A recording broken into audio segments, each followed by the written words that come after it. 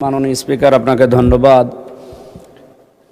আমাদের উত্তর অঞ্চল এবং দক্ষিণ অঞ্চলের প্রবেশদ্বার সাংস্কৃতিক রাজধানী কুষ্টিয়া। এখানে বটতল থেকে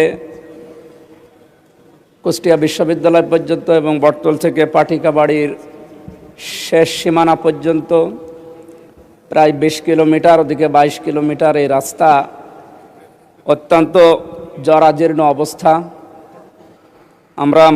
আমি মাননীয় মন্ত্রী সড়ক পরিবহন মন্ত্রীর নিকট আবেদন রাখছি, আমাদের এই দুইটা রাস্তা, বিশেষ করে 42 কিলোমিটার,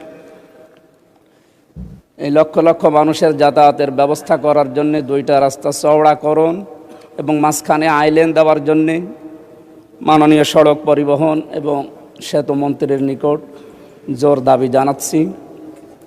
এবং আমাদের কুষ্টিয়াতে কয়েকটা বিষয়, বিশেষ করে আমি এর নোটিশও আগে দিয়েছি।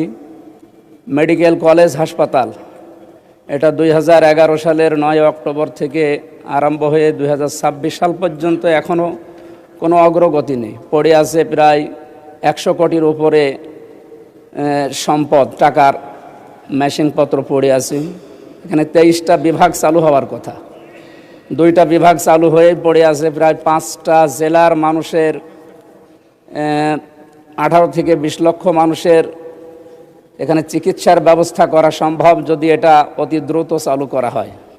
মাননীয় স্বাস্থ্যমন্ত্রীর নিকট আমার আকুল আবেদন, যত দ্রুত সম্ভব মেডিকেল কলেজ হাসপাতাল চালু করার মাধ্যমে আমাদের এই 5-6টা জেলার মানুষের অন্তত চিকিৎসার সুব্যবস্থা করা।